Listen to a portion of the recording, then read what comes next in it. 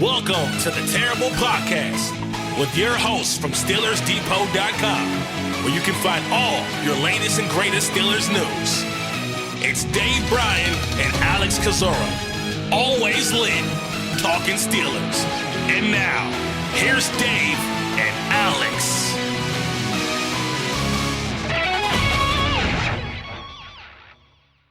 Welcome to the Terrible Podcast, Season 17, Episode 9. He's Dave Bryan. I'm Alex Kozora, SteelersDepot.com. Thanks for being back with us this Monday, Steelers Nation. David, it's the final day of Steelers training camp. If you can believe that, the team will take the field Monday, 11 a.m., and then begin to depart for training camp, I believe, officially on Tuesday. Dave and I are recording this Sunday night just after 8:30. We make mention of that because of any other news that comes out from now until Monday morning. We may have missed it. We got some big news to talk about, Dave. Another Steeler, the contract extension, more preseason opener thoughts, and some housekeeping as well. So, Dave, how you doing? All right. Happy Pretend Monday, Sunday night, if you will. 4 weeks from today, this team will have, or at least from right now, will have already played their week 1 game against the Atlanta Falcons. So even though training camp winding down on Monday, I know we'll be glad to get that behind us, but we still have 2 preseason games on tap. And obviously the final roster cuts, I believe, are like 2 weeks from now. So a lot's going to happen in a 4 weeks period of time here. But we as mentioned in the special edition podcast to wrap up the Sunday practice, we've got a lot to talk about. And as you mentioned, another contract extension, this time Keeanu Benton. And I think we're going to have a pretty decent conversation about that. And then obviously we'll look at kind of where this team, how much cash this team has spent, what an offseason it's been as far as these extensions have gone. And there's still one more out there that could get done in Joey Porter Jr. as well too. But obviously the big topic and the focus to start with tonight or today is Keeanu Benton. The news broke late Friday, about 10 p.m. Eastern time, that Benton had was signing a 4-year, $72 million contract extension, $18 million per year. We knew Benton was a candidate, didn't know how likely it was going to be. So I'm still trying to, in a sense, collect my thoughts because I've been so just focused on training camp. I know you've been the same day, but give me your initial thoughts. Were you surprised by A, the deal getting done, and B, what it cost Pittsburgh to get the deal done? I have had a lot more time to think about this than you have, and have crunched some of what I think the numbers will look like based on the initial reports and all.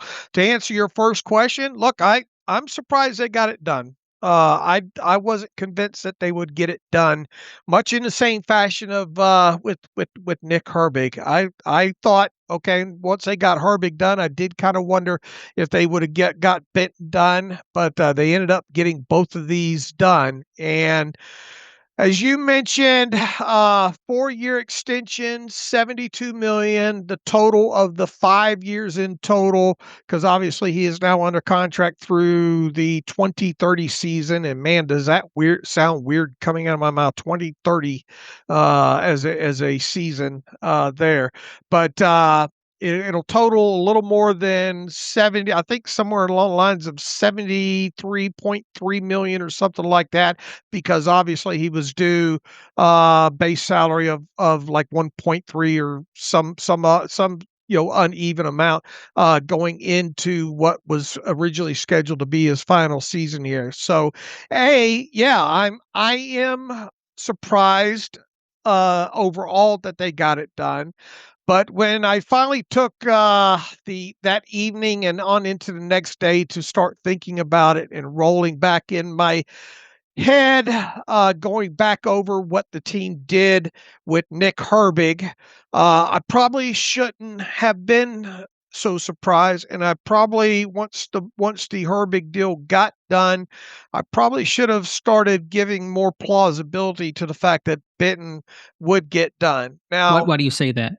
I'm going to go over because of the terms of the contract and the cash flow, and the fact too that both these guys share the same agent. They also are very good friends. Both of them, I think, are excited. Or I know are excited as hell that they're both re-signed with the team and going to be playing together moving forward for the near future here.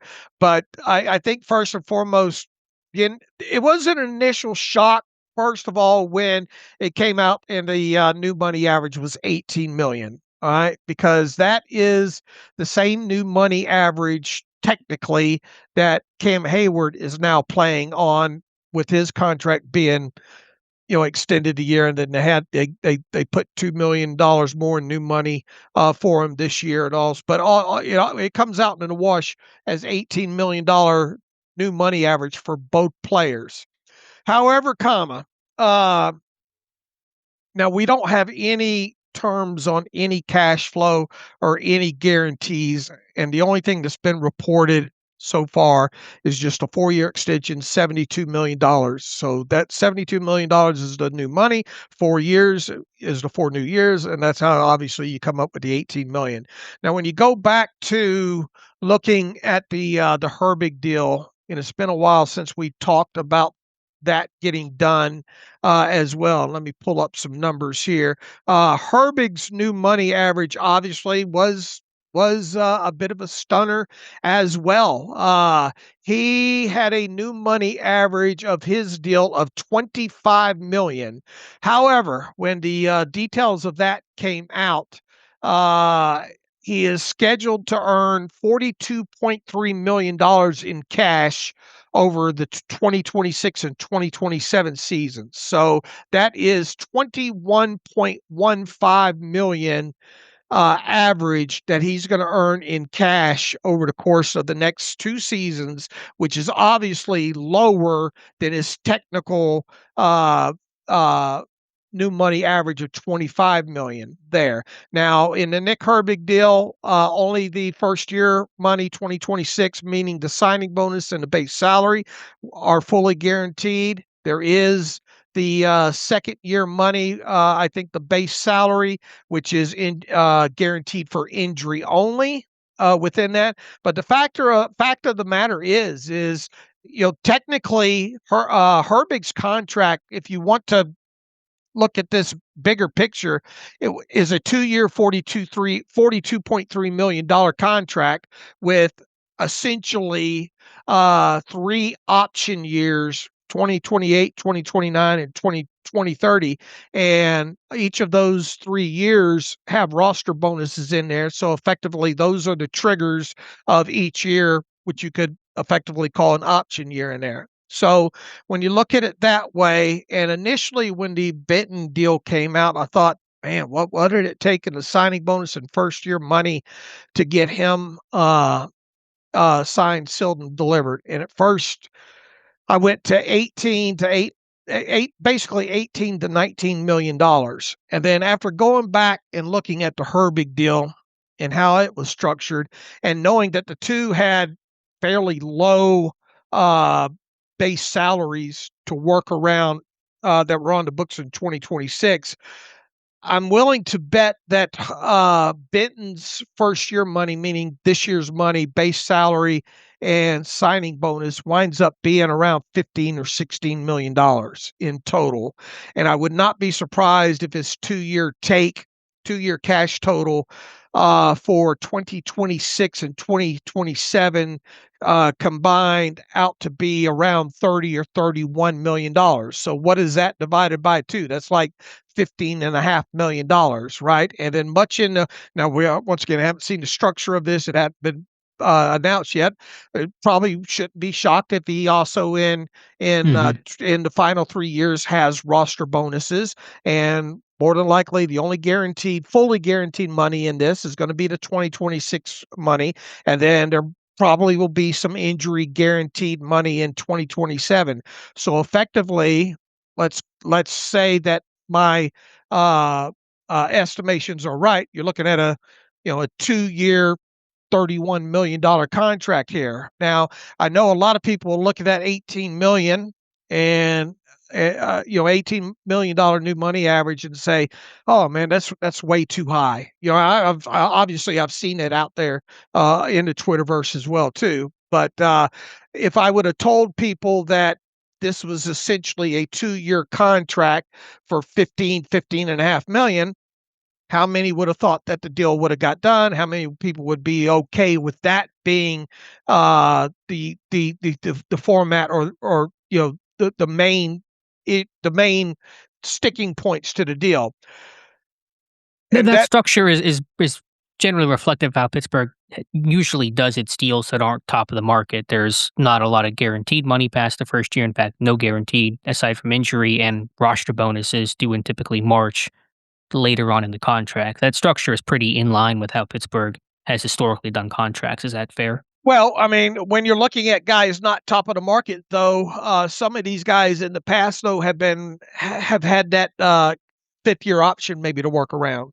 Where it's a higher base salary that they're having to include in that. I think one of the bonus things here that's going to that has helped the Steelers with the cash flow initially, at least in the first 2 years of this thing, is Herbig was playing on what was it, a proven performance escalator raise. I think that was somewhere around 3 million and something. And Benton was like I said, like $1.3 million. So it's easier to roll that kind of stuff into it and produce a lower cash flow. So and then you go back to Darnell Washington though, and I put this out last night. If you want to talk about the big winner as far as these three guys when it comes to good cash flow versus new money average, Darnell Washington really made out because his new money average of his new deal is $10.5 million.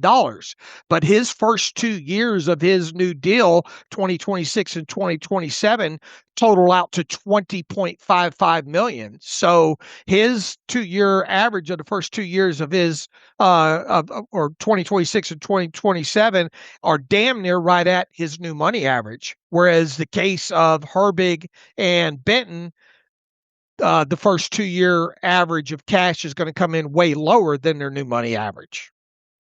I see. And that makes sense. And so I was going to ask you the question, is there any concern or thought to this trend of these guys getting a little bit more in new money average than expected, or at least what you and I discussed? Herbig in 25 million on paper was more than we expected. Benton 18 on paper, a little more than expected. Even Darnell Washington would be a tick above what we expected.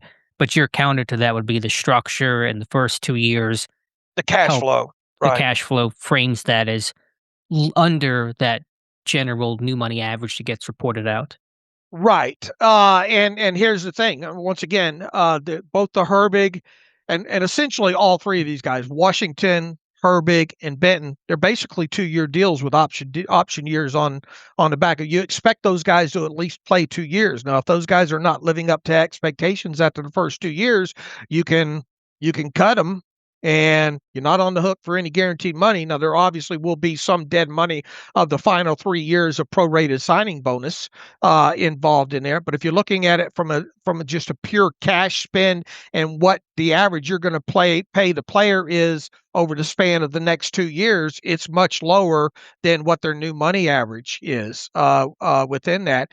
And I think this is something. And look, I'm constantly learning about contracts all the time and structures and trying to apply it to future and all like that. This is something to file away for guys like Zach Frazier and Mason McCormick next year. Okay. For the fact that, and we've seen already several guards this offseason really cash in nicely, right? And you're thinking to yourself, oh boy, the Steelers are going to be up against those kind of new money averages. But I think when you look at the fact, and look, we talked in the offseason too about Herbig and Benton, and each of them, I kind of wondered if they'd be in their best interest to not sign a deal and potentially hit free agency and be the top market of the position. The only problem with that, and as the gamble involved in that, is you got to stay healthy and you got to make sure you're still producing, or else you're not even going to come close to getting that kind of money. So there is the incentive for them to sign maybe a lower, cash flow deal now, as opposed to maybe gambling on themselves because once again, Herbig was set to earn a little over $3 million this year, and Benton not even $1.5 million. If either one of those guys get injured and don't have a good season, it changes the whole outlook for them in free agency next year, right? Sure. So there was that in play, and plus, I think both obviously wanted to stay in Pittsburgh, and they both wanted to, probably stay with the team if at all possible there.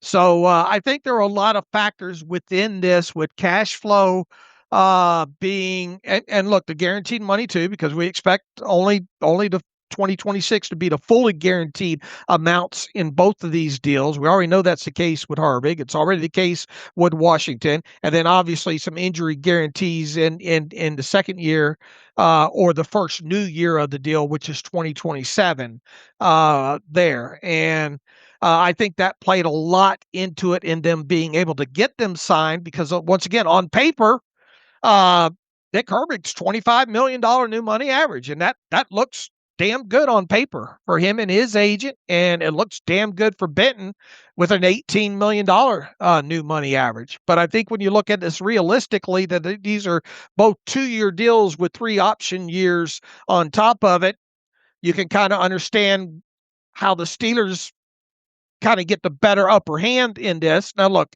obviously, if neither one of these guys plays well over the next 2 seasons, it's not going to look like money well spent.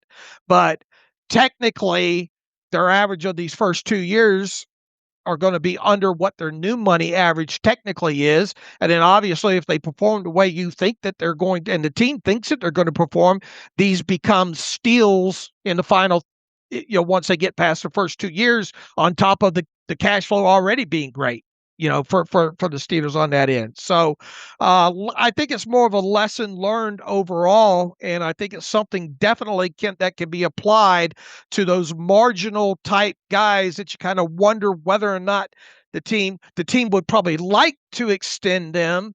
You kind of wondering if the team will extend them. And especially based on whatever the new money average market is for the position, I think the lesson learned here is more times than not that the Steelers will probably end up getting a deal done based on these 2 examples with Herbig and Benton.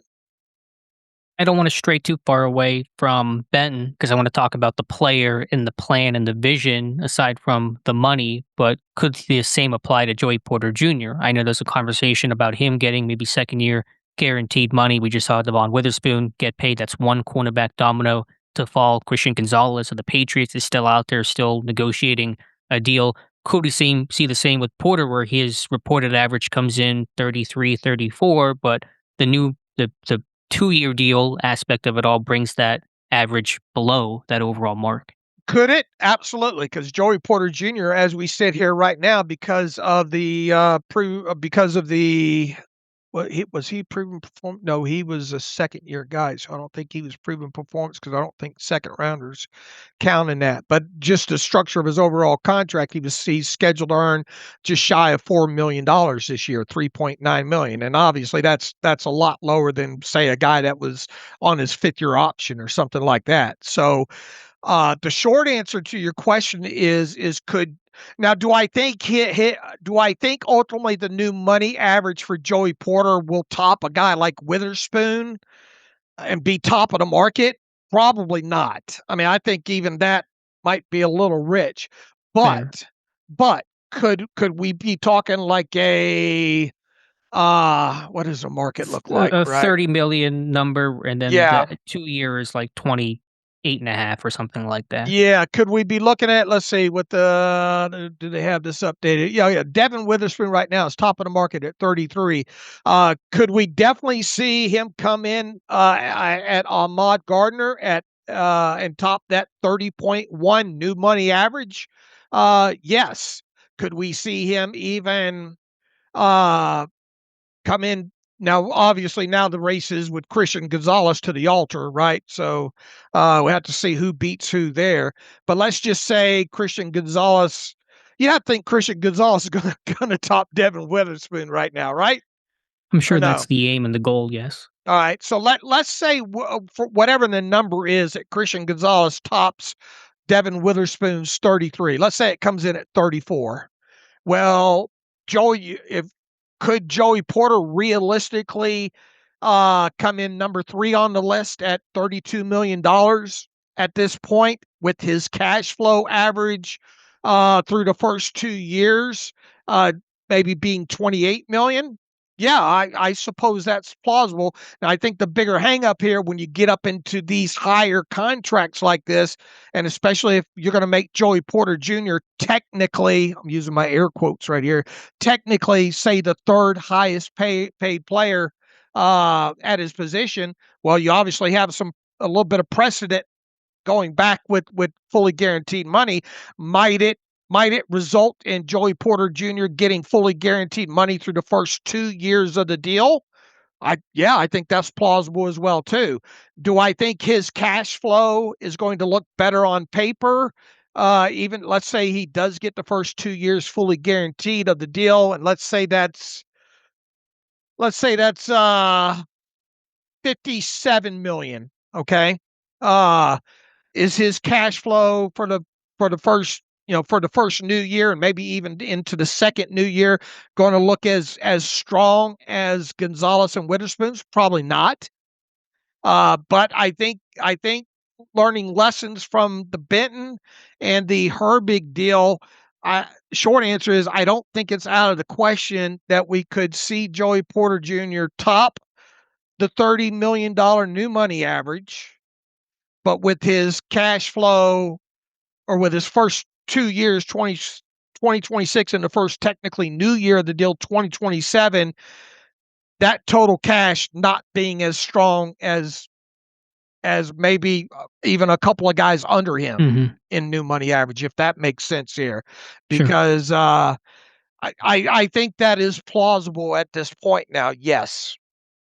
I want to go back to Benton, and no matter the lens in which we look at the contract, it's a strong commitment, even at 15.5 million. That's about the number we thought it would be, and that's a really good number for a guy that after 2 NFL seasons had just 2 sacks, and he broke out last year and played his best football. What do you think the motivation was for Pittsburgh to get this deal done? Because it certainly was not this slam dunk of, oh, Right. go sign this guy and easy, no problem. Like this is a dude. He's clearly proven himself every which way. Benton played really well last year at moments. There was up and down in his play. So what do you think the motivation was? Let's get the deal done now as opposed to kind of waiting and seeing how he fits in this new defensive system. Yeah, I think that obviously they're betting on him taking at least another step forward and potentially moving him around more. Maybe we'll produce more on the pass rush end of things, and maybe him not having to play over the nose and taking on maybe as many double teams as he has in the past will actually be good for him statistically overall. So I think they just feel like what might be potentially out there next year, maybe in free agent. Because look, if you're going to get a top defensive tackle next year in free agency, you're going to pay through the nose for it, right? Sure. Sure. And then what does the draft class look like? I mean, this is a Steelers team that has Harmon just recently, as a top draft pick, and you had the last couple of drafts, you've had a couple of defensive tackles in there as well too. So I guess they're just, and they obviously have a better handle on maybe what the defensive tackle class will look like next year and where they maybe predict what might be a better need and how long they might have to wait to address that position. And then on top of it, probably knowing that most great defensive tackles are either going to get a franchise tag or if they hit free agency, you're going to pay a tax on that on top of it. So I think they look at it as, all right, I mean, technically we're giving them $18 million new money average. And look, once again, we're assuming that the first 2 years of this deal total, let's say 30 or $31 million. Yeah, we'll revisit this conversation. Yeah, but if indeed that's the case, then I think they're betting on him being a more productive player with a new defensive coordinator, new defensive line coach, and perhaps moving him around a little bit more and not so much over the nose. Yeah, I think all that is true. I think there's multiple layers and reasons to why the team wanted to get the deal done. We've seen Omar Khan retain as many pieces of the 2023 class as possible with Joey Porter Jr., even Spencer Anderson potentially still on tap. I think there's a clear investment Omar Khan and assistant GM Andy Weidel have shown in the trenches that comes in different forms in your draft capital, also comes in your re-signings and Pittsburgh wanting to retain their own. It's been, I think, a mantra. We talked about that with Herbig in Washington. The team had been getting away from being able to re-sign its guys, in part because they missed on their draft picks so often. They weren't worthy of re-signing, and so you want to collect that talent. I think Pittsburgh, this is further proof they don't plan on paying a veteran quarterback a bunch of money next year or anytime soon, where they're going to have a cheap rookie contract or a young quarterback contract like Will Howard, where that's going to give them the freedom to be more aggressive in ways that teams with a $100 million or $50 million a year quarterback, I should say, maybe cannot. And so that's a calculation there. It's also, as you said, I think them betting on where Benton will be in his game growing even more and not just where he's at in current form. I do think there's some risk here because you are betting on a little bit of who he's going to be as opposed Mhm. to this sure thing established guy that's proven it every which way. I do wonder the plan for Keanu Benton, how they expect to get him enough snaps to justify what is still a good level contract, no matter which lens we look through the deal on, whether that's the cash flow or the overall new money average. You have Cam Haywood, you have Derek Carmen, those guys are going to play. Y.A. Black's been getting more nose tackle time. Benton split some time at nose tackle and defensive tackle, defensive end in their base 3-4.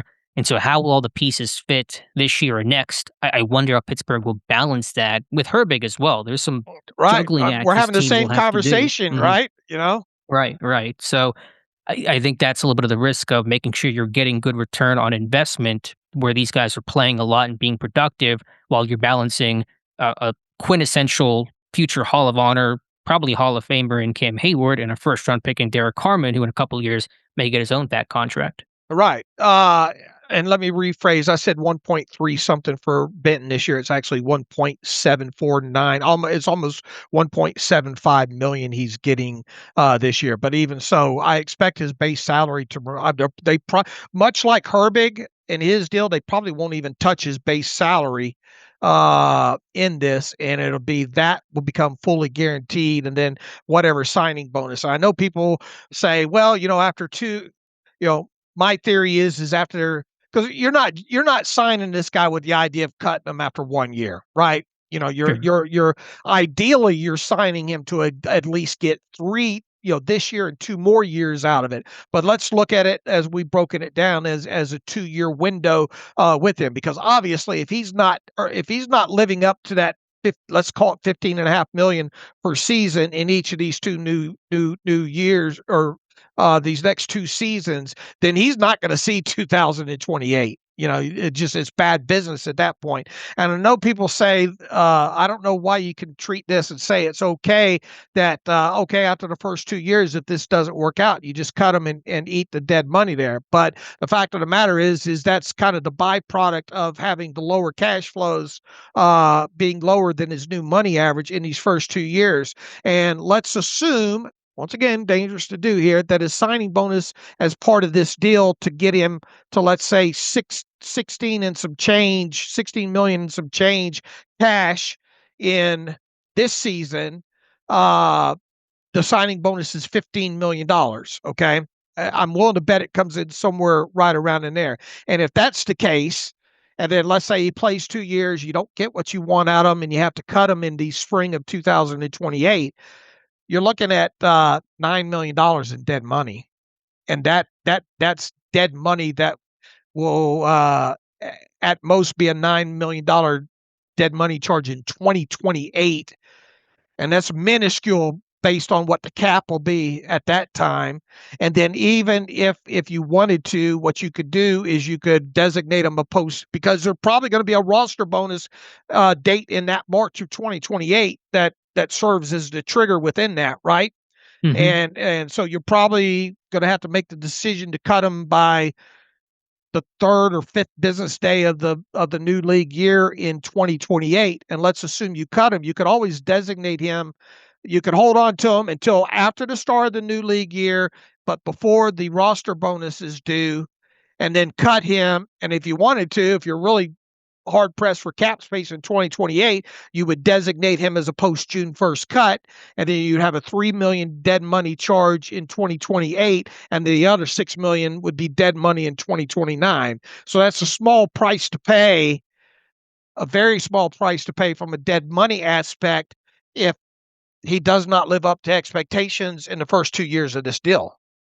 Sure, I understand the worst case scenario, and as a team, you always have to plan for that and make that logical in terms of the contract. But a bad move is a bad move, and I know Sure. that you know this, and so you don't want to get to that point. And so the question is, how do you avoid that point? And one question is, what is the plan for Benton? How will he be deployed to get enough snaps, and how will they try to either take his game to the next level, which is, I think, in a lot of ways improving his run defense, an obvious point that's been made plenty about his time at nose tackle. So what do you think the plan is for Keeanu Benton? Yeah, I think you're going to see him in sub package as a rusher. I think you'll see, obviously, Cameron Hayward maybe take a step back in some of the snaps. I still think you're going to see some snaps in there with him at nose tackle, along with Y.A. Black.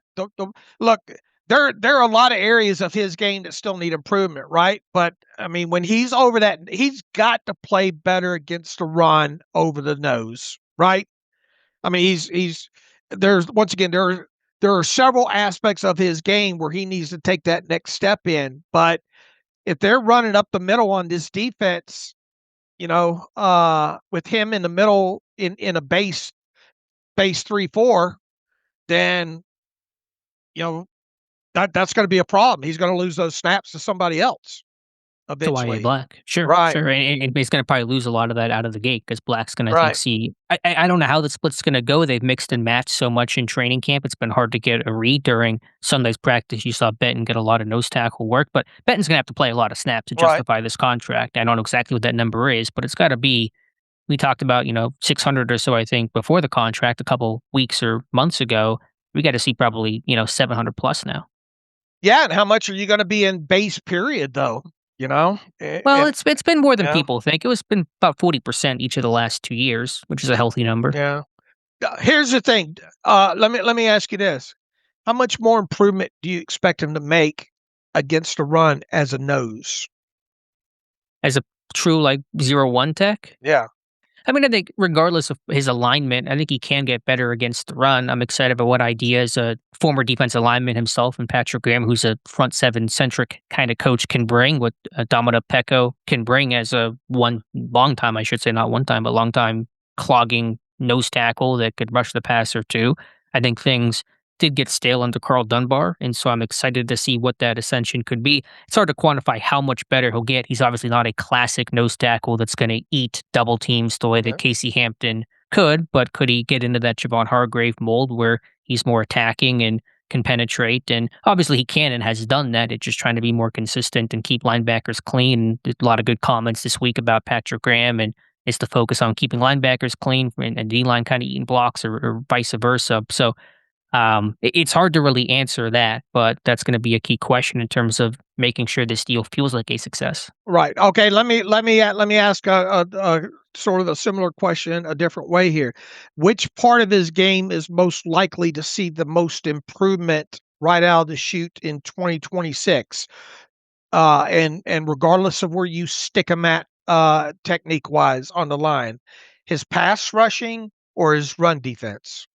Well, his pass rush is clearly ahead of, I think, his run defense, Right. just big picture and production, the 5 sacks last year, the club over move that he has, the twitchiness Mike McCarthy referred to, his active hand use, his ability to get through gaps.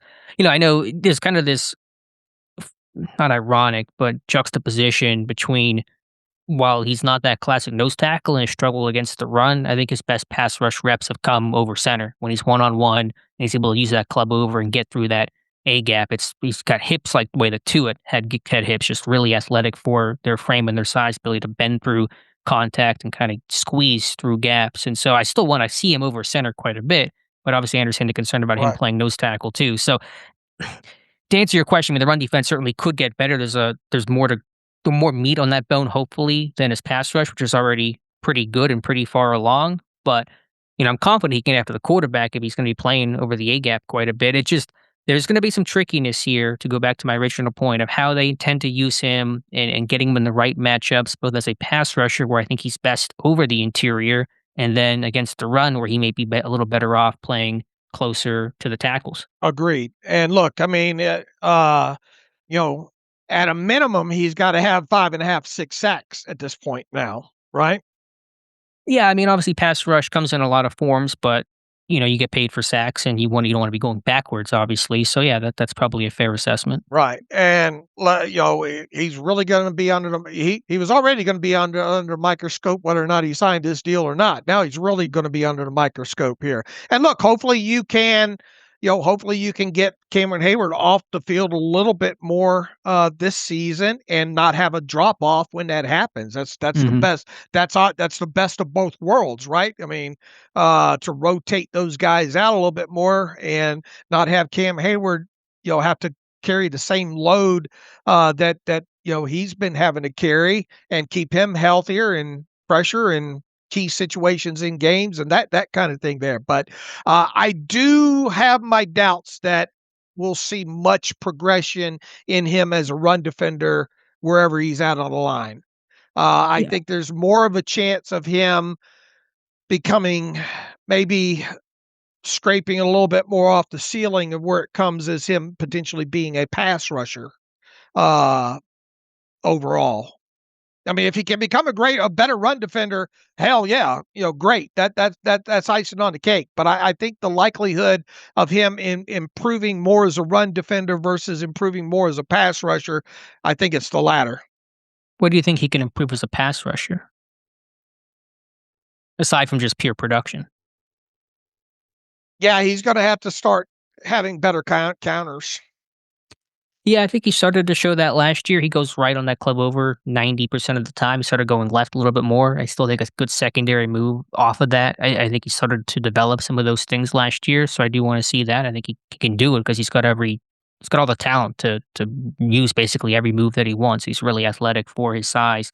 I think ideally you would have let this year play out, but he would have been gone if you let this year play out, unless you were going to franchise tag Right. him. Because as long as he had a season similar last year, 5, 6 sacks at his age, with the price these guys get paid, look at Milton Williams 2 years ago, he would have gotten well over $20 million. He was good as gone, and Pittsburgh did not want to be in a situation where Benton leaves. Hayward is in the last year likely of his career in 2027, and they're just left with Derek Carr. They have to reinvest in the defensive line on top of everything else they're going to need to invest in. So that's the calculation. And even though I think there's trickiness with this three-headed monster like outside linebacker now of Harmon, Hayward, and Benton, goal is Benton's going to be here after Cam Hayward retires, and it becomes Benton and Harmon as the guys up front, and that's going to be the long-term vision. And look, even though Cameron Hayward is under contract for 2027 right now, you got to get there first. So they've got to protect themselves. What if Cam just says after this year, you know what, I can't do it anymore. Sure.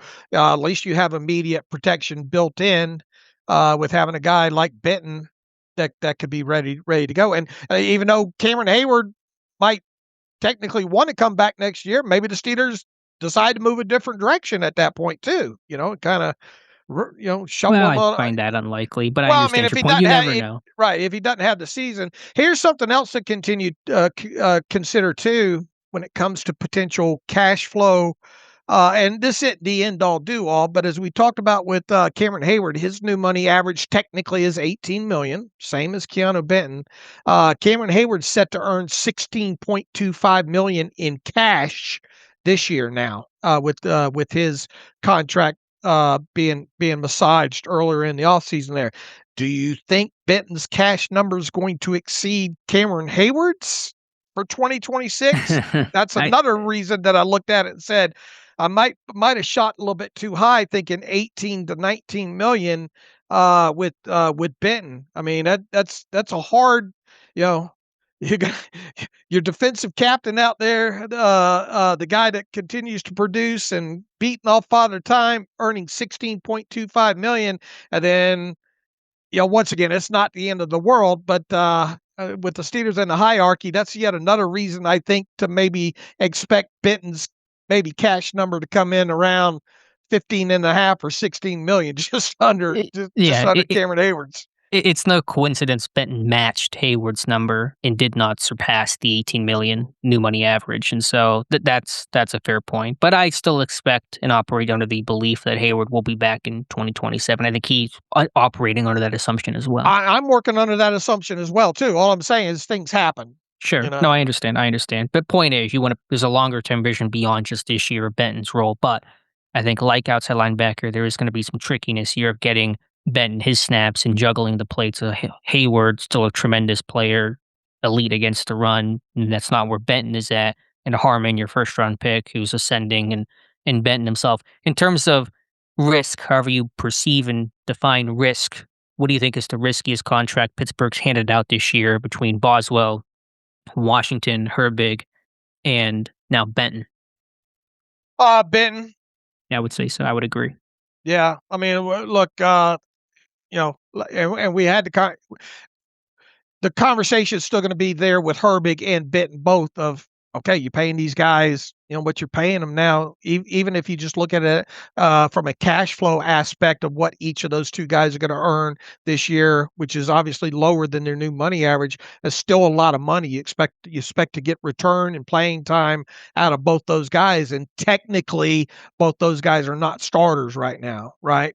Well, I mean, technically, I guess Benton, if he's the nose, yes, Well, I mean, the depth chart technically has him as a backup, even though I don't care about the depth chart they put out as a team. Technically, he's Darnell Washington a starter too. I think maybe even his contract is cheaper, and he's I think a proven player, like already proven as a blocker and ascending as a receiver. But you do wonder how many passes he'll catch this year. Right, but that's a lot. That's a pill easier to swallow because of the price and the cash flow.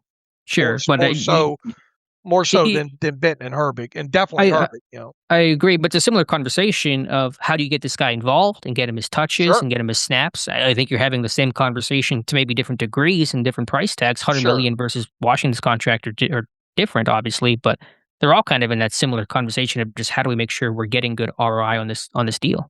And the thing that's different of great Steeler teams of the past, when they've gotten to the point that they were extending, keeping their own and getting this many extensions done. You have to remember, it's been a while since we've seen this team actually do it in this volume level, right? In this many years, this close together like this. But back then, those guys, when they got those contracts, they were, we weren't having a conversation. Well, how do you get those guys? Because they were starters, Right. Yeah. I mean, it's a good problem in a sense. There's a lot of good players on your roster where you feel like, okay, it's not just we have to count on this one guy to play well and be healthy, otherwise we're screwed. But there still is a level of depth this team will have to have in getting all these guys their snaps. Right. And look, I don't want to go too far into the future and all, though. We're fixing to have a tack-on conversation here in a minute about the cash that this team's spending. Is what does this do to potential now that you're locking up Herbig, Washington, Benton, more than likely JPJ here pretty soon.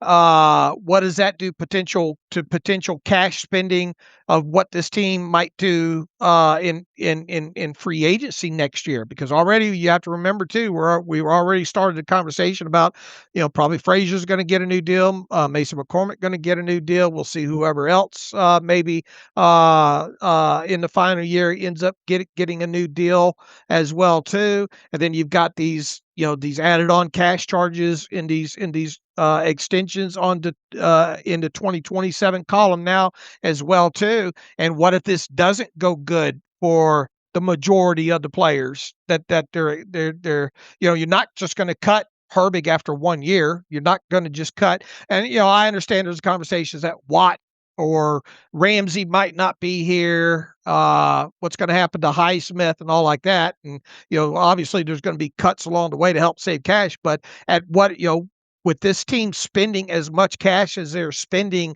this offseason, Alex, by the time the dust settles come week 1, 4 weeks from now, the Pittsburgh Steelers are going to be in the top 5 of highest cash spending teams for 2026. All right. So how about that? Did you think you'd be saying that? No.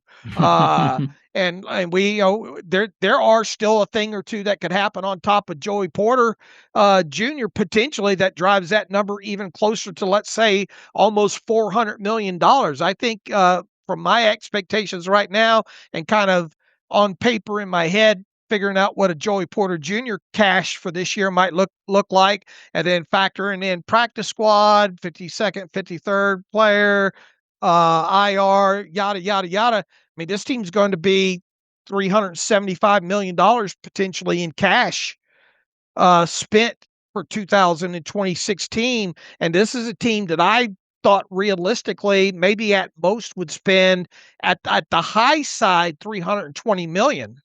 All right. So we're Yes, they're talking way over. $55 million and look, my opinion technically means nothing, but I've got a history of trying to track this in third year of CBA and quotas to meet as far as the 3-year cash spend in the CBA and all like that. It wasn't based on their track record, it wasn't off the wall for me to come up with a $320 million as an extreme high cash spending for this team. And they're blowing the doors off of that, and obviously you're not going to have to go. But what does this say about the expectations of the 2026 team now at this point? And it goes without saying that you're going to have the highest paid cash defense in the league probably easily this year, right? I can hear Colin Cowherd shrieking in the background. Yeah. So, the expectations based on the cash that this team is spending this offseason when it comes to the fan base, it should be high. It really should be high. And you talk about expectations for Omar Khan. He's the guy that drafted all these guys. He's not paying all these guys, and the proof's got to be there where this thing's got to pay off for those guys to play well and the team to play well. And what happens if this team does not meet expectations in 2026, meaning at least win? And look, we all know the whole playoff win, blah blah blah. But at a minimum, win a playoff game and maybe go a little bit further than that. What if they don't even make the playoffs? And what if maybe the majority of these guys that they're extending this offseason don't live up to expectations? And what if that impacts, what they can go shopping for next year with the team getting another year older and all? There is a lot of risk involved here. I mean, it goes across the league. I mean, it's not just the Steelers and all, but if the fans don't see the return on the investment this year, how are they going to have faith in at least the next season in 2027, especially if it looks like the team's not going to go outside and spend that much money that way? Sure, I understand the point. It just puts the pressure and just another reminder on the expectations of this year all the more, and the sort of all-in, to a large degree, all-in nature Pittsburgh is currently. I want to talk about the larger scope of the cash and cap, but just final thoughts on the Benton contract, Dave. A, I was surprised it got done. B, I think if you look at it, and look, what I say right now might not be worth a hill of beans if it comes into it's a better question to ask once we know the Benton details. But let's assume it comes in the way that I think it's going to come in. I understand why they did it. I just think, and I think you just asked a question a little while ago, of all the guys that they've extended so far this offseason, what seems to be the riskiest? It does seem like it's Benton. Yeah, I think there's more of a bet here made on him than the others, but it's a commitment to re-signing the 23 class and their top draft picks, which have been missing for far too long in Pittsburgh, a commitment to the trenches. And just one other thought, this does not impact my thoughts on how good, quote unquote, of a deal it is, but personally, I think it's a really cool story for Benton. He was a pretty light recruit coming out of Wisconsin. I think 2 offers, one of them to Wisconsin, and to become an NFL player, to have the breakout season last year. And then, of course, his friendship with Nick Herbig, teammates at Wisconsin, drafted in Pittsburgh together, and paid these life-changing sums of money just a couple months apart. And you saw Benton celebrate for Herbig whenever Herbig got paid. You saw Herbig being the biggest cheerleader for Benton when he got paid and was almost choked up trying to describe what it meant to see Benton get the deal when Herbig spoke with reporters, and Herbig was at the press conference when Benton spoke to the media on, I think that was Saturday, for his contract. And so I think that just on a personal level, really, really cool. Mhm. Look, numbers are numbers, and you can twist them around and fit them in to make you feel better or worse either way here.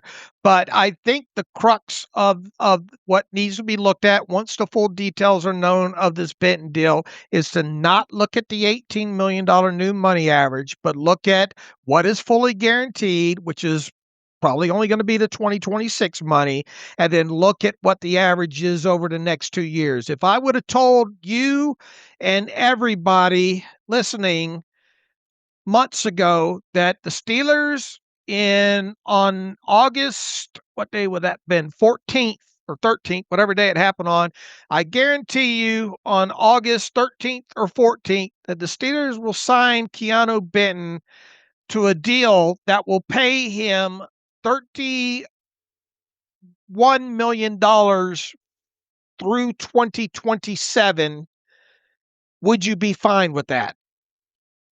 Yeah, I think the I response would have been a lot more accepting. I think that's the question that everybody listening probably needs to answer to make a sound decision there. Now, if you would have came up and said, Dave, I found a crystal ball, we'd be using it for other things other than looking ahead at contracts. But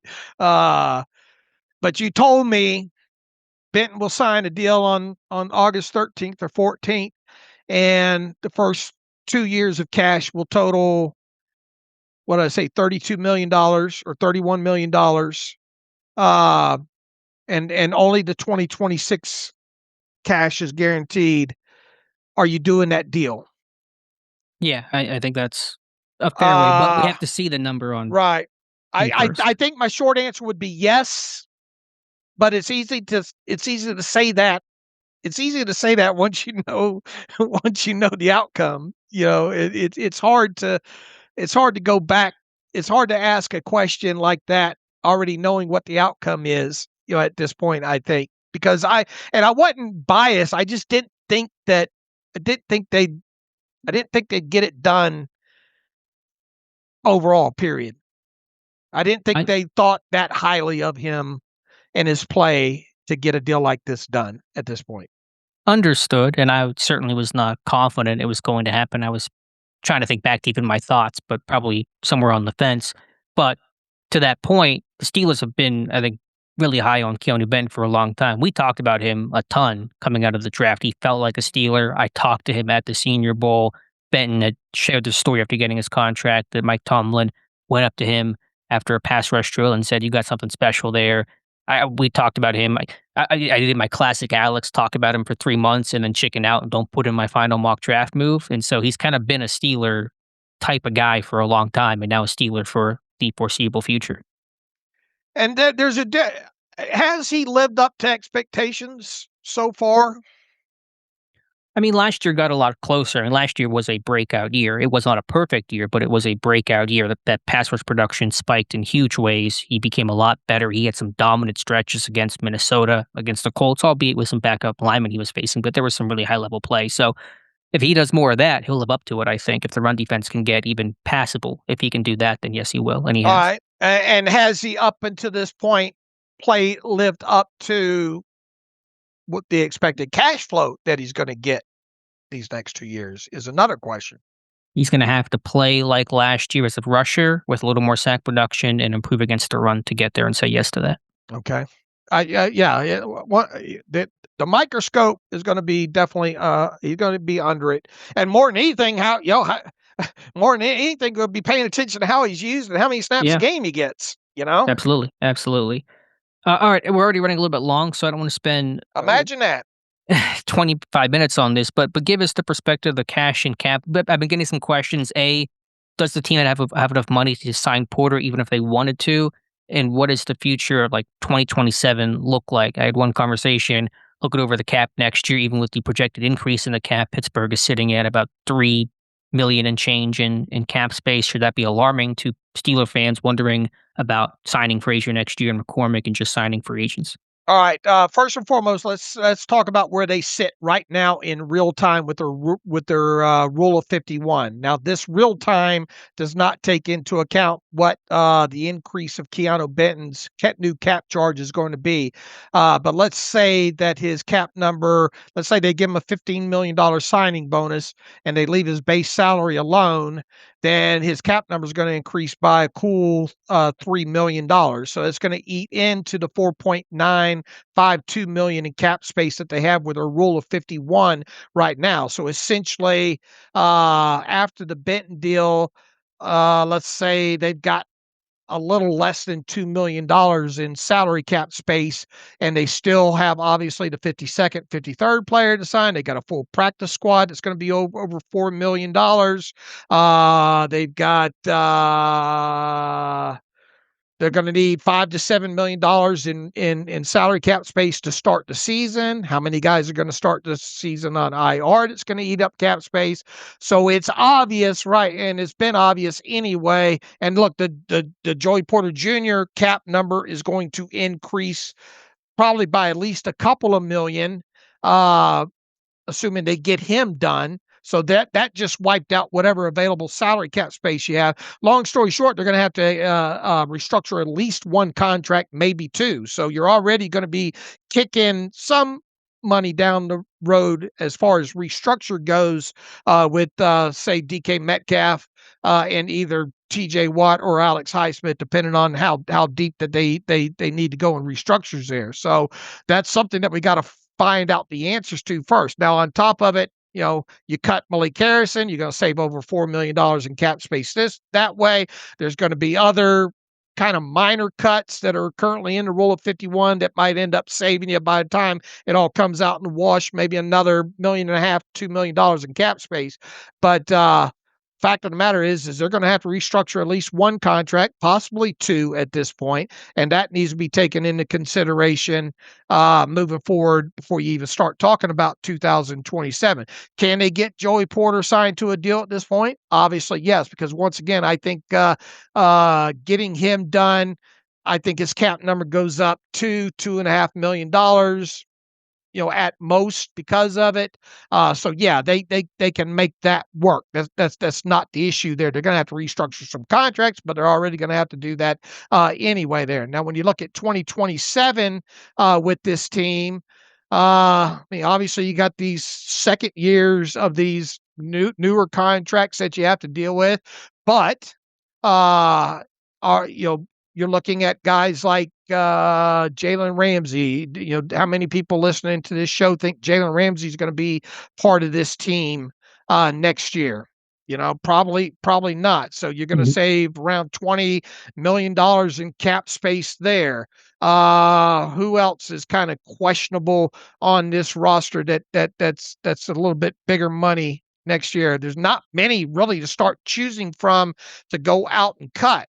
You wonder about the future of Alex Highsmith, not as a cut, right, but he's going to be entering a contract year. He's going to want a new deal, and you wonder if Pittsburgh will be making a good decision. Or obviously, if TJ Watt struggles again, that conversation will be a point next offseason. Right, but we're not really going to get bona fide answers to those questions until after the season. So that's why it's kind of hard. What if Alex Highsmith plays out of his, and has a double-digit sack? The good thing about it is if you did give him a new deal, his cap number next year would go down. Okay. So fair.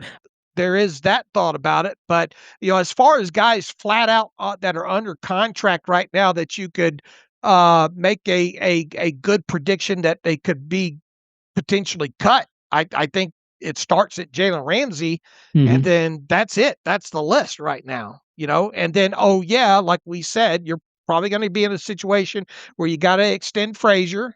You got to extend McCormick, and the cap numbers on both those guys are going to go up a little bit as a result of that. So you're already eating into more. Are you going to have to turn around and restructure a guy like Nick Herbig right out of the chute? And then, probably. That's Benton even? Benton some even could be you know restructured. Ben Darnell. Maybe you restructure Darnell within it as well too. It's too early to get worried about 2027 because so much stuff can happen. I'll tell you what, there ain't going to be no Baker Mayfield coming in and eating up on a 1-year contract, 40 million. Or any year Right, contract. I don't think right. that's really tenable. Right. I think what you're relying on is one of these young quarterbacks or a draft pick or whatever to be the guy. I don't think you're going to go out and see another expensive quarterback ad, for next season there. So, Will that yeah, stop Mike Florio from talking about it? No. no. Will it quit us from having to write about it every other week? Probably not. But and look, I mean, what if Michael Pittman doesn't have the kind of season that you expect him to have? What if he's hurt and misses some games? Could he potentially be a cap casualty after one season? Yeah, Jamel Dean. Unfortunately, Pittsburgh has Right, gone through veteran corners like Sox, so hopefully it doesn't get to that point. But you do acknowledge the contract was set up where they can get out of that pretty easily. right. Look, I think that there's a lesson to be learned too in this cash spend this year as it relates to the cap and the cap being massaged. This team's going to likely be right around $375 million in cash spent, if not a little more. Yet the salary cap is $301 million. So that just goes to show you that it's very easily done to put 8 pounds of sugar in a 5-pound bag, right? Sure. Now you Yeah. restructure, and as we talked about, restructure is becoming more in vogue, and it's more accepted now than it has ever been because of the cost to kick that money ahead versus what the escalation in a single year of the cap makes it more cap fiscally responsible, especially if you want to go out and load up a roster.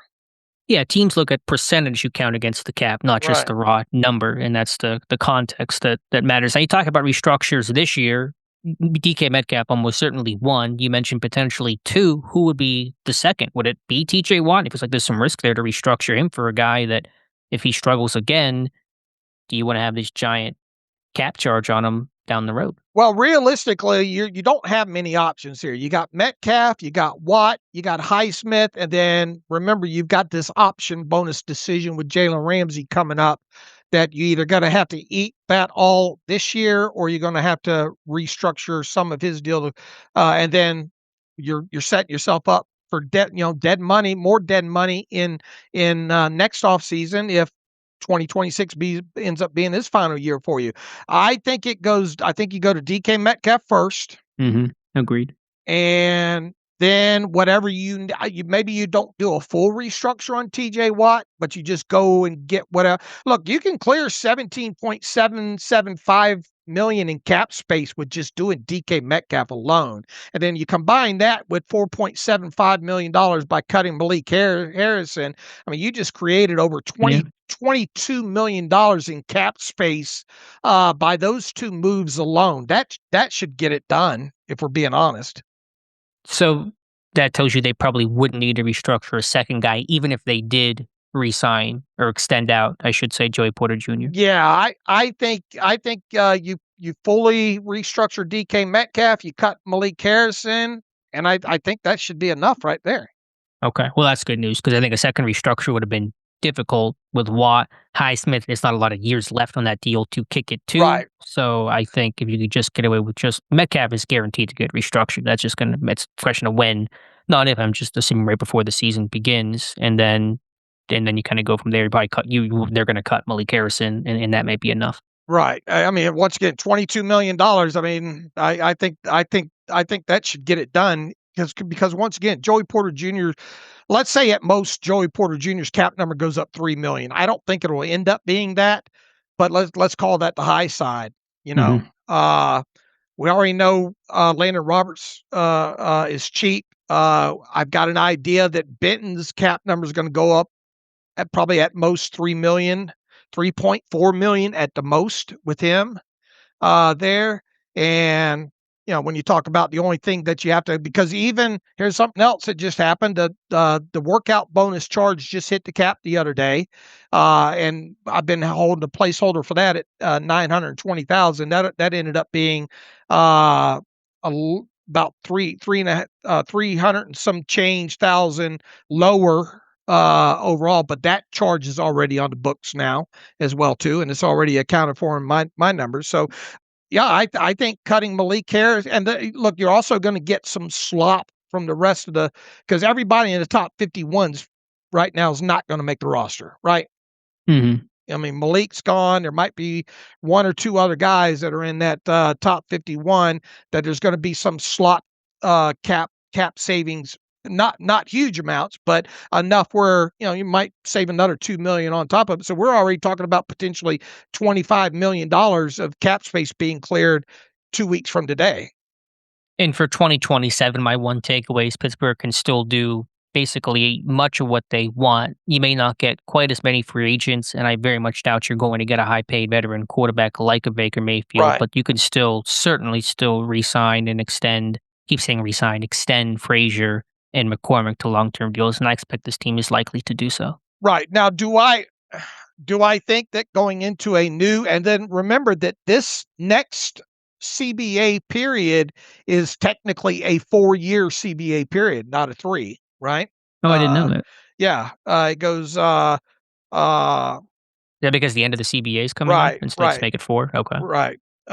So, you got to keep that in mind as well too. But at least from what I'm looking at things, and especially with this team spending as way over the cap in cash this year, I'm not expecting them to.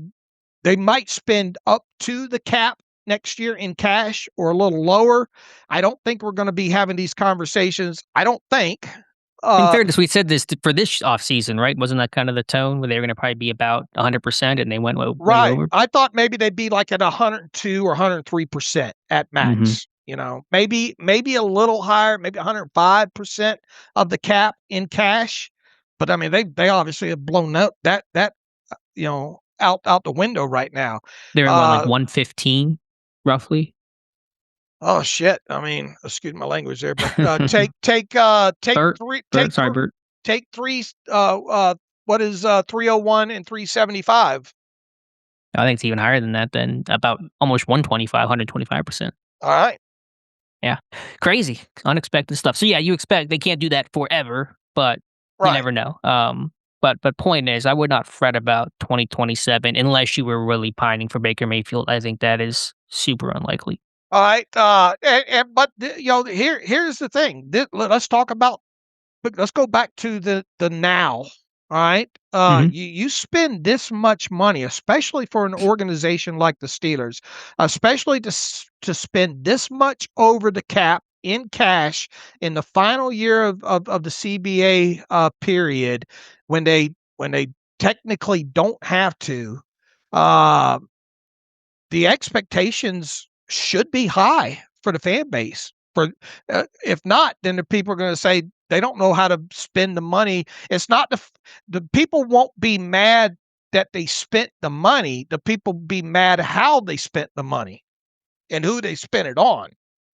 Sure, and you hire Mike McCarthy as the win now head coach, and so the results are expected to be win now, not a we'll get it in a couple years. And especially, especially, you got all this money tied up in your defense now. Not that this team doesn't have a history of doing that, but this defense better. The defense, I think we both agree, are going to have to probably carry the load most of the season for this team to make the kind of run people are hoping for. And what if they don't? What if this ends up being an average defense like last year? And technically, it was an average defense last year overall. Sure, from a points per game standpoint, they were 17th, but it was a big letdown. No matter how you want to couch it, it was a letdown. So yeah, expectations are high. I think that's the summary across the board, not just for the defense, just across. You bring back Aaron Rodgers, you're doing that to win now, to have good production and reunite with Mike McCarthy. So expectations are high every which way. All right. So, and look, I mean, this could end up costing some people their jobs over the next 2 seasons if these contracts don't play out well, you Well, know? who's like, you think Khan would be in jeopardy Con or but McCarthy? potentially, You yeah. think? Yeah. I mean, look, once again, I'm giving the fan base carte blanche here to say we we expect at least 10 wins. And we expect at least because you don't spend this much cash and not have high expectations. You just don't. Sure. No, I agree. And if it doesn't work out, Khan's going to take heat, and he should. And same with McCarthy, and same with the whole lot. I'm just saying to the point of would they fire him? We just know Pittsburgh's ways of firing upper management I'm not is saying after this year, but potentially after next year if you're not. Yeah, and especially if you don't have that first playoff win since 2016 underneath your belt at that point, and you're looking at prospects of not, for hopefully it ain't the case, but hopefully one of these young quarterbacks obviously work out. But what if you're staring 2028 in the face and you still have questions at the quarterback position, and you still haven't had the first playoff well, win since 2020. I sure. mean, I think it's plausible to Not question whether or not some jobs will be lost in the front office at that point. fair, but those are carts and horses, and we'll Right. arrange those as such when we get. I'm just getting to tomorrow's training camp or today's training camp practice. Okay. Now, okay, but has any of this done anything to your expectations to the team for the team in 2026? It has to me. How has it changed things for you? Because I mean, you don't spend this kind of money uh, without expectations being high. You just But weren't they like that before, even before Benton got signed? Once you're expecting double-digit wins and a I playoff mean, win, and if it's not it was that, it's not already high. successful. I mean, it was Yeah, already it high. it hasn't changed it for me. It's the same for me. It hasn't All reduced right. it, obviously, and I understand it optically, it's showing even more that all-in nature. But the expectation for the team internally and the fan base was to win double-digit All games, right. win a playoff game. That has not changed, whether or not they signed Benton or Washington or Herbig. That was always going to be, I think, the when you hired Mike McCarthy, that's what you were expecting, obviously. All right. So we'll see. But good conversation. I think that's really good lay of the land for where the team is at. I think it's a really good point you make about the cash flow with Benton to look at the deal in a different angle and probably how the team is looking at it. And we know that new money average is just one broad based number that agents like to tout because it is the largest number often in terms of the average yearly value. But the details and structure matter. We're still waiting on that for Benton, obviously, but that's going to be important to really get a good feel for how team friendly this deal is for Pittsburgh. Yeah, and unfortunately, once again, we're recording this on a Sunday night. I had a feeling that we weren't going to know the Benton numbers before Monday, but we might not even have them by till about Tuesday. Always cringe whenever it get close to the weekend or on a weekend when the Steelers sign. They always seem to sign them at the end of the week, and then you end up waiting usually for some of these non top of the market value deals 5, 6, 7 days for the details to come out. But anyway, as soon as we get those, I'll obviously post that on the site, and we'll revisit the cash flow of the first 2 years and the guarantees on Benton sometime next week. Sounds like a plan. Let's move on now, Dave. Let's just do a quick housekeeping. No transactions over the last couple of days. Landon Roberts being the last guy to join, but I think we talked about that on a podcast already.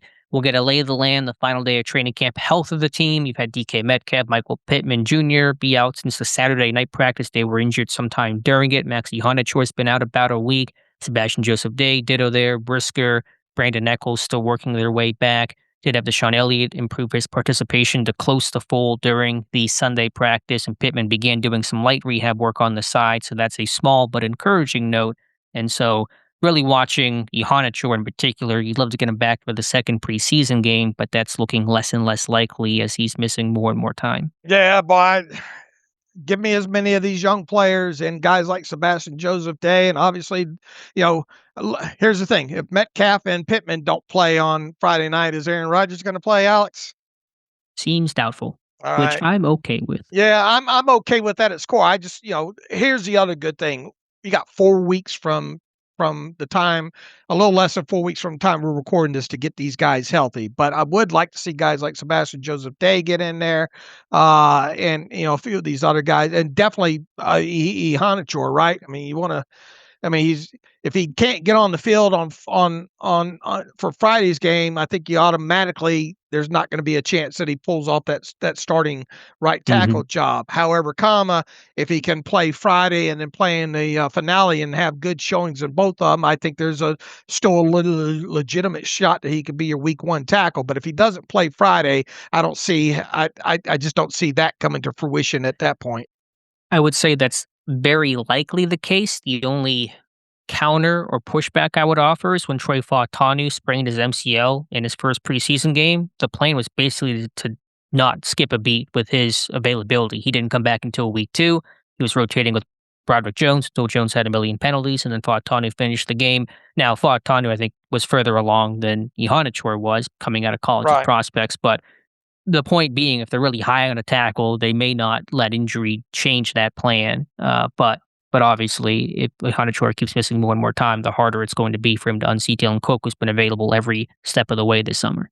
All right, we'll see what you tell us Monday night after the practice of who practiced and who didn't. And I doubt Mike McCarthy's going to be very forthcoming on who's going to end up playing of the injured come for Friday. But we'll keep our ears peeled for that. And Jalen Ramsey's been ramping things up quite a bit. He really was going pretty hard at it on Sunday with a lot of full speed drills. So going to miss all the training camp, but he's going to be good for week 1 unless there's some sort of setback. Okay. Dave, we've gotten to the All-22 of that Steelers-Packers game, which already feels like a million years ago, but going through the film more thoroughly, let's start with the offense. Any new impressions of the game?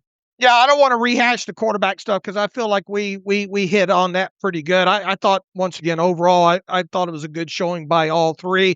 I'll throw out a couple of stats real quick for everybody when it comes to that, at least when it comes to advanced analytics. And yeah, I realize it was preseason play and all the quantifications of that and all, but the three quarterbacks combined to post a 7.54 intended air yards distance average on all throws against the Packers, and a 6.07 completed air yard distance on average for the three quarterbacks. Those are not shabby numbers at all, very respectable.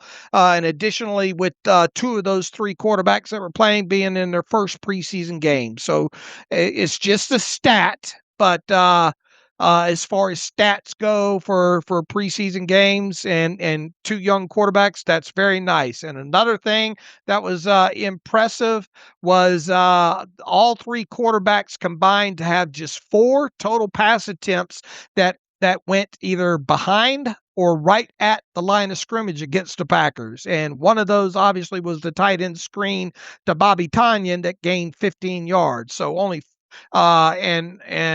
one of those 4 passes was completed right at the line of scrimmage. So just 4 of the attempts, and all 4 of them were completed, but only 4 of them were either at the line of scrimmage or behind the line of scrimmage. So that means they're pushing the football down the field a little bit on top of it there. So that was impressive there. So quarterbacks, I thought, good decisions. I thought they managed the offense well.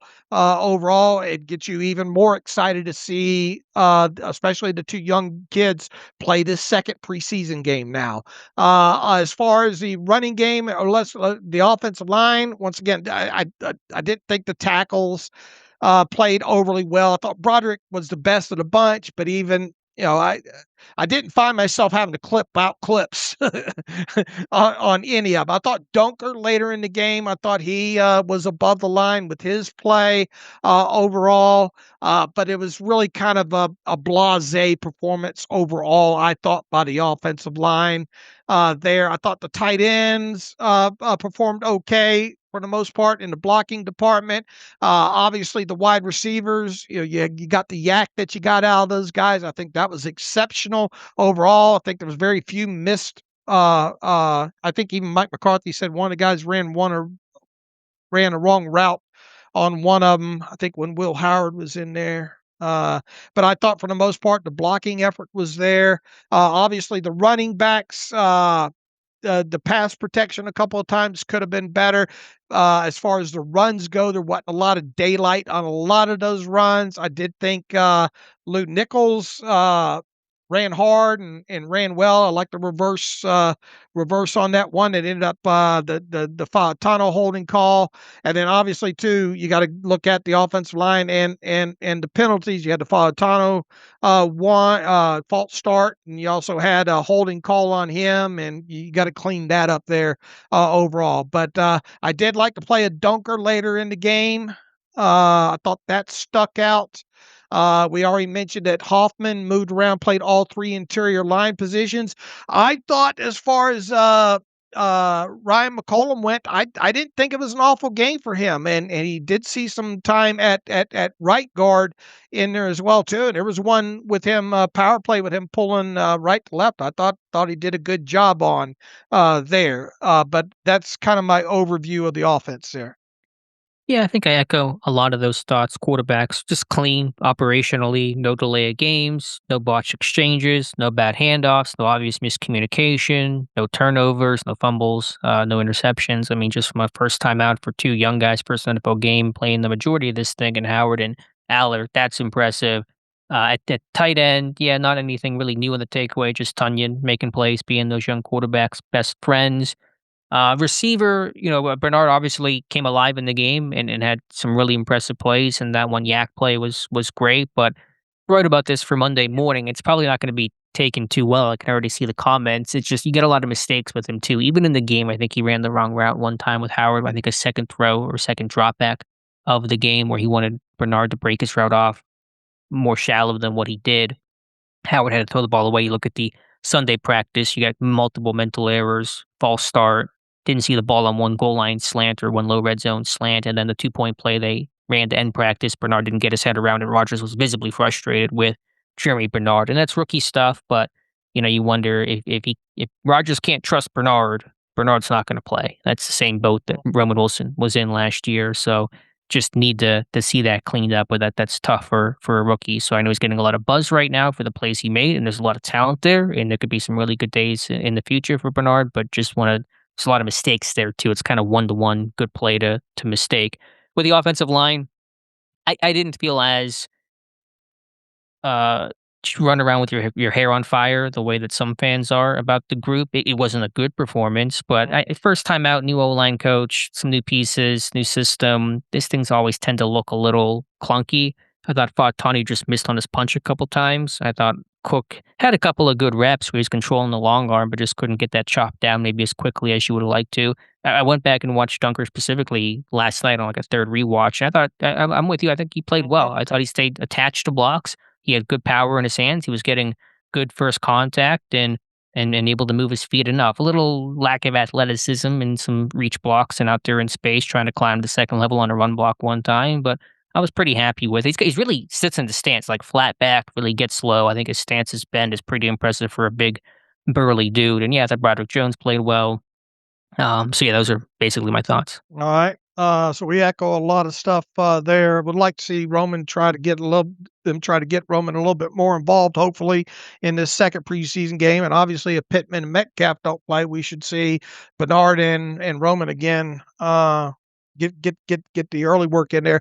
I will tell you this too. With Eli Heidenreich obviously on the outside of the bubble at this point. Good thing that he's back in practice and all. And yeah, he did end up playing in that first preseason game and getting a lot of burn. You know what you have in Homer right now. You know what he is and what he isn't. If Dowdle and Jalen don't play in this game, I would like to see Eli. I would like to see Eli handle as much as he could possibly handle, and that includes maybe splitting them out and all like that. Because if he and on special teams as well too, I want to see him, given as much special teams work as he can carry. Not that even if he has a good performance in the final two preseason games, it will be enough to make the roster.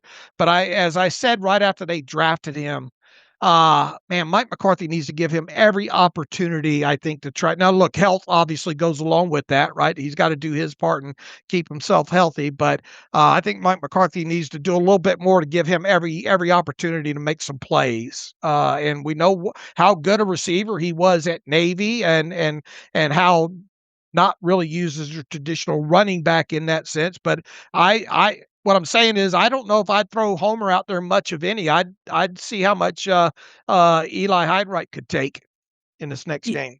Yeah, I wanna see the game slow down for him. It felt like he wasn't maybe seeing things super well initially, which is common for a rookie, and as you said, coming from an option offense at Navy, and so just adjusting to that, but he bounced a couple runs that probably did need to be bounced, and the overall production wasn't good. Now, the blocking was not very good either with a lot of the backups in, but wanna just kinda see that it's all about arcs, where you start to where you finish, and so I wanna see that, there's an arc. It's not just about your one singular performance. But the fact that he got a lot of playing time despite missing a lot of practice that week is also positive. Who do you want to see play more in this game, Lou Nichols or Eli Heidenreich?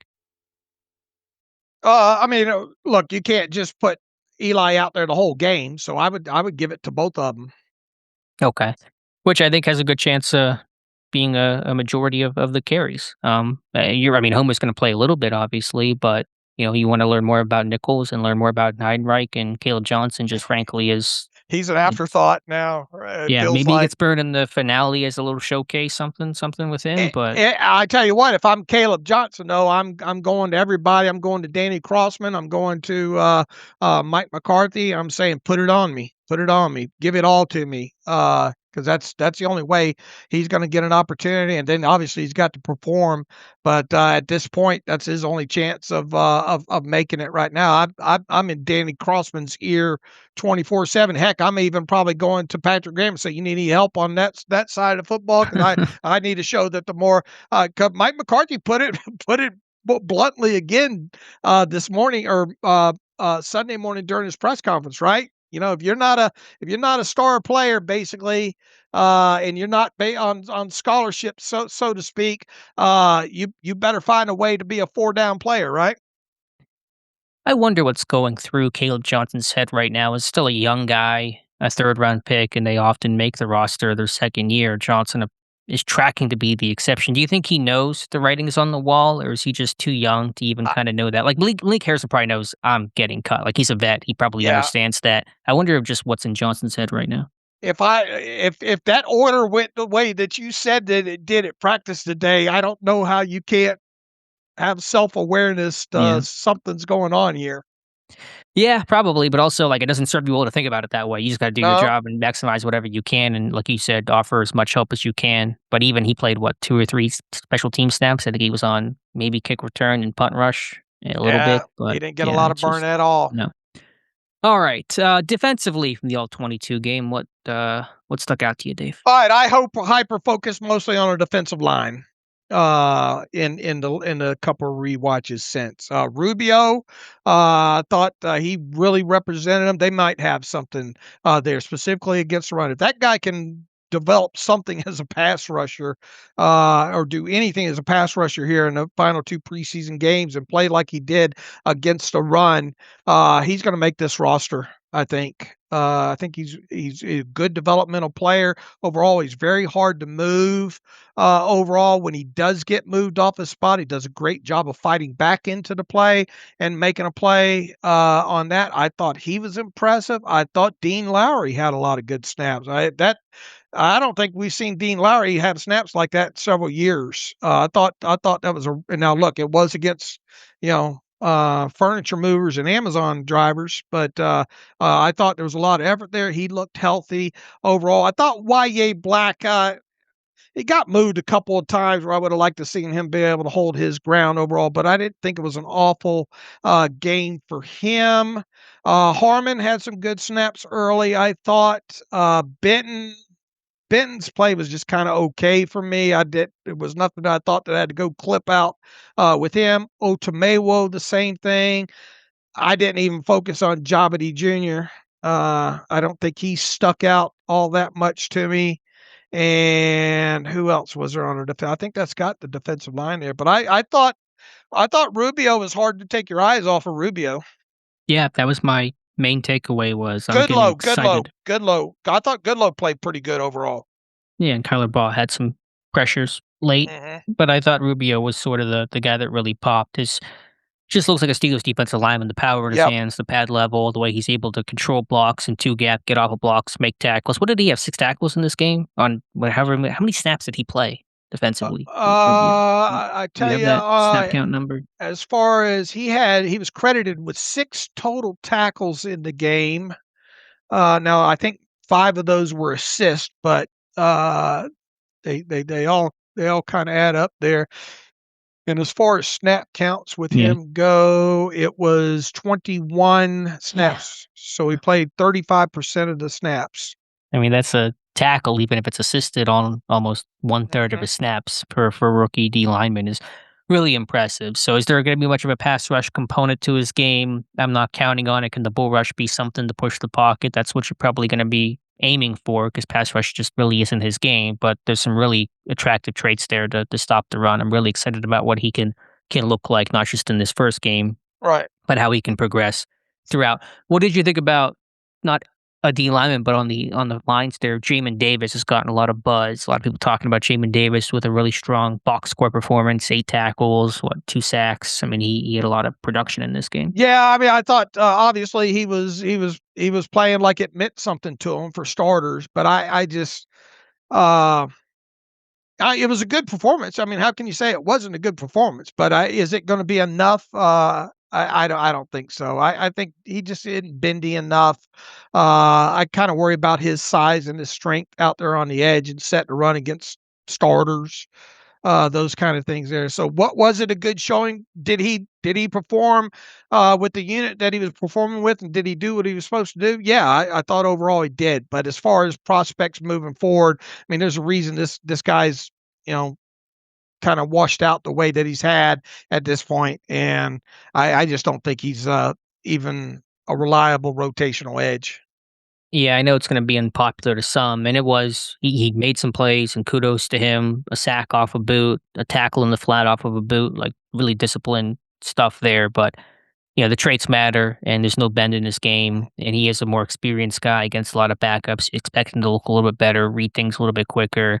I don't really see it transferring. I think it's a little more mirage than it was actual anything going forward. I know some will hate saying that, and people will get mad, but sometimes that happens in preseason. I think Lowry played well, but as you said, he's a vet going against some backups. I mean, you expect him Right, to play well. I think Lowry's had a good camp, and I think we don't talk about him enough. He's probably the most underrated guy in camp. We just don't discuss much, right. and he's still battling for a spot. But this game preseason just hard to evaluate too much in terms of performance. I think the athleticism of Robert Spears Jennings and the willingness to tackle and the willingness to read stuff, especially coming downhill from free safety, I thought that was good. Thought the recognition sometimes in the free safety spot was good overall there. And yeah, I think that's another guy that's got like Rubio, the late round draft pick. I think both Rubio and Spears Jennings have really helped their chances of making the roster after one preseason game. I agree. I like the demeanor all the DBs played with, especially Slaughter and Boykin and Spears Jennings and even Jamison too. I thought those guys were fast and physical, and that was good to see. Those guys are really hitting. So I thought Boykin made some plays, tackle for loss and a pass breakup. Slaughter had a breakup. Jamison had a good on the Boykin breakup, a good hit on the receiver, and Spears Jennings a tackle for loss. I just like the energy. I thought Everett was fitting the run. Well, there was one good run tackle out there on the edge, one-on-one. He keeps the back inside and makes the tackle and squeezes him. So just like the approach of the DBs in this game. And look, we said coming out of the TV tape and my initial look at the All-22 that Josh Carney wasn't going to be busy this week as far as missed tackles. I think he had what, 4? Yeah, just 4. So quick work there. Yeah. So that's great to see. Yeah, especially a team that there was all the concerns about not tackling in camp. I thought they answered the bell and then some as far as that went. Yeah, I think on the break tackle component, you saw the rack with the receivers that you've referenced, and the tackling, the lack of missed tackles shows that really well. Any other thoughts here? Special teams? Any thoughts, Dave? No, I didn't. I haven't gone back and watched the reel. Carson Bruner doing Carson Bruner things, beating blocks on kick coverage. I thought Weegan got a little too lateral in the return game. Probably sometimes where he's got to cut up and get north south, but that'll come with more reps, I think. All right. I know Crossman said he liked the decision making of Weegan. Yeah, I highlighted that. I mean, I thought he secured the ball well. He had that one influence on the touchback where he got the whole Packers coverage team to converge to him, kind of faking like he was going to catch the ball, and it bounces behind him for the touchback. So that was good. But in terms of just when the ball was in his hands, I thought he got a little too east-west. Okay. And look, obviously the penalties was the big talking point to come out of that game, and a lot of those coming on special teams. If they clean that up, and if they with one game underneath their belt, if they make the adjustments, and obviously second preseason game, you would hope would go a little bit better on both sides of the ball, and penalties included with that. If that happens, they're not going to lose to the Jets. And I know it's preseason and all like that, but if they play if they play even better than they played against the Packers in that first preseason game, they'll win this game. It's just what does it all look like within the 60 minutes from there? Sure, you got to clean up the penalties. You can't have 11. And obviously, you don't want penalties of any sort, but especially the pre snap and post snap drives you up a wall because they're all within your control. False starts and personal fouls, all that stuff is just completely about discipline. A holding call, a PI, that can be a little ticky tack go one way or the other sometimes at least, but pre and post snap stuff has to be you need there better be zero of those penalties in this Jets game. All right. All right, Dave, any final thoughts? Just one quick note here since we are now under a month until week one of the regular season. The Falcons really going to be shorthanded in this game. They will be without their top two pass rushers. Jalen Walker tore his ACL earlier this month, and James Pierce Jr. was officially suspended for the first 8 games of the regular season. And so the Falcons will be missing a couple of key defenders in this game. Yeah, that obviously is very, very tough to overcome at this stage of things, especially when you look at the rest of what their depth chart looks like. I guess wouldn't be surprised if they try to make some sort of trade, maybe for somebody to give them some representation of a pass rush there, and they still got to try to figure out what they got to do at quarterback as well too. You know, It'll probably be Tua, but he did not play well for whatever it's worth in his Falcons all right. debut. He was 3 of 5 for 22 yards. I think he had a fumble. Falcons had just 7 points, and so there's already been a lot of consternation about the Falcons offense. I mean, it's very still a little ways away, but you really feel like you better go 1-0 here to Yeah. when you're hosting the Falcons week 1 with their issues and shorthandedness, man, you better win this game. Yeah, and look, Bijan obviously is Bijan. You better go into this with the idea that you better stop a heavy run to start with it. But at least from where it looks like on paper, and obviously this can change by the next preseason game of the Steelers, based on whatever injuries they have. But as you sit here right now, uh, you would expect Steelers to win that game if it was going to be played, say, Sunday. Yeah, no question. So we'll keep an eye on what the future holds and health of the team. Still ways to go for both sides, but that's where things are at. Any other final thoughts? I know coordinators talked today, but we're running long. They didn't say Yeah. anything of crazy importance, so we can probably just skip that. All right, no time for some reader emails, so shoot some back to us. And Alex and I, obviously, with camp ending, we should be back on a regular schedule of Wednesday. Should be the next podcast, and then that should go obviously first thing in Wednesday morning, and actually be recorded that morning as well. Alex and I will be back for a Monday night training camp, the final special edition episode of the podcast, assuming that that's not rained out there. So keep your fingers crossed there.